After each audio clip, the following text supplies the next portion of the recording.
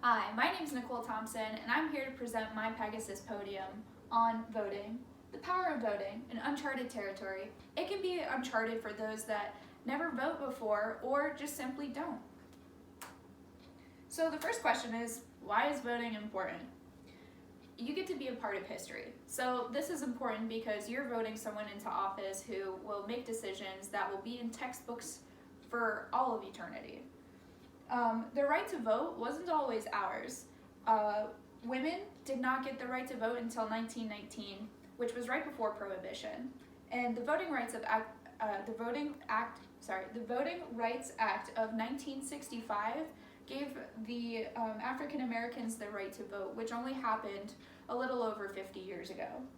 It's empowering. So it's empowering because sometimes we feel that the government controls everything and we only have little snippets of control, but you do. You have control over who is in our government.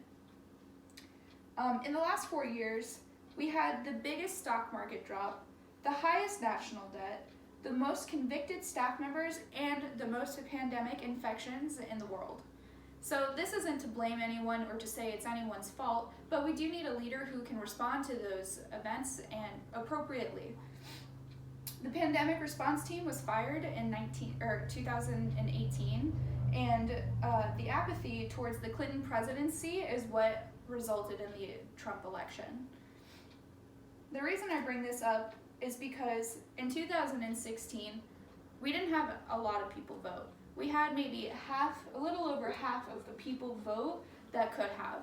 Imagine if even just a slice had voted. It could have gone a whole different way. It could have been way different in comparison. So why do people not vote? I made a social experiment on Facebook to see who would comment or inbox me about why they personally didn't vote, and I told them without judgment. I just wanted to know why. So I had a few responses between their mail-in ballot didn't get sent to them, or their NPA turned them away because they weren't aware that their voter registration affiliation affects your eligibility to vote in certain elections, such as the midterms or local elections. You need to be registered as a Republican or a Democrat to be able to partake in anything but the primaries.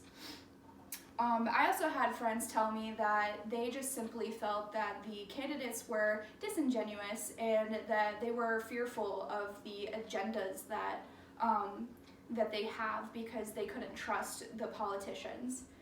Which can be a huge problem for people who feel like that they can't trust the government. So some people just don't want to do the research, or they feel like they're lost in everything that is going on in the world right now, and that it's a lot to care about, which is hard for some people because when they care about something, it does take an emotional toll on you, and they know that a lot of people are divided over politics, and it does affect everyone. So some people like to stay neutral, which in itself is a privilege. So some people think that they can only vote in the primaries, which is untrue. You have things like the midterm and the local elections that will in turn affect the people who end up in office later on. Some people don't want to take responsibility for actions of a candidate, so some people will say that there's a PR issue and they feel that like the candidate that they voted for has either A, messed up, or something that they don't agree with, and they don't want to align with that because they feel like they have a bit of cognitive dissonance in their relating to this person that they like, but also knowing that they did something wrong. So, lastly, some people believe that someone else will vote the right person in. So I'll say that when people think that, they think that other people will do the research to see who to vote for.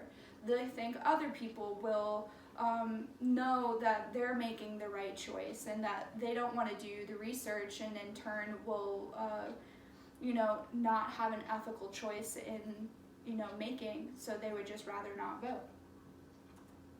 So here is a graphic about who at what age votes.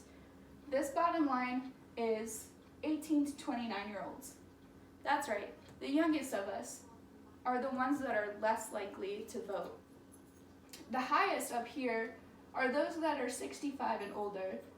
Maybe it's because that voting became available earlier in their lifetime, so they feel that they're more inclined to vote, but our younger generation does not like to serve their civic duty as much. So how do we learn? Information is at your fingertips. So for people that have access to a smartphone or a laptop or anything that has a search engine really, you can Google, Bing, Yahoo, whatever, and you can see any candidate's website. You can actually Google the word candidate and see who's running for president, and it'll take you specifically to their website and all their information about their leanings and their policies. You can also take a political quiz that'll tell you where you align on the scale of left to right, progressive to conservative, or moderate or not. And there's political polls that will tell you who's voting for what. If you're curious like who the youth is voting for, then you can look up what percentage of polls of people are voting for who. The con to that is though that not your search for your accuracy in numbers may not always become fruitful, because you won't always get the most accurate numbers when searching on websites that have biases. So you want to make sure that you're going to websites that follow an unbiased guideline, because people will believe that they are right and they will spread misinformation. So what happens when you don't vote? Your right to complain about the political environment is revoked. You are given this right that your ancestors fought for, and you had the chance to vote someone else in, and you didn't take that opportunity, and therefore you really do not have room to complain. If you don't vote for who you want into office, anyone can walk into office and be elected, and it may not go to your favor, and it may affect you in ways that you are not prepared for. So what does my vote do? I'm going to explain to you what the Electoral College process does. It is stated that each state gets a certain number of electors based on its total number of representatives in Congress. Each elector casts one electoral vote following the general election. There are a total of 538 electoral votes. The candidate that gets more than half, 270, wins the election.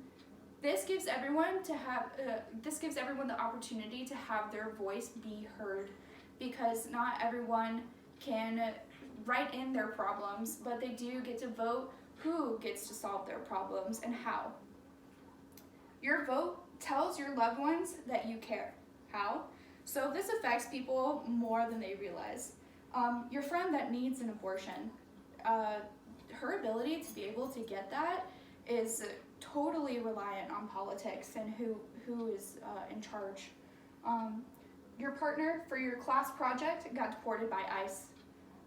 Your LGBTQ friend that got kicked out of their home gets sick and can't afford health insurance. Your sibling that moved out on their own suddenly can't afford bills because of a pandemic that put them out of a job. Your significant other can't take you out on a date because their job only pays them $7.50 an hour. All those things are things that are voted on in office and can be directly affected by who you vote for. So that was, in conclusion, the reasons why you should vote and why you should care, because everyone is impacted, and it is the most caring thing you can possibly do for the people that you love. Thank you.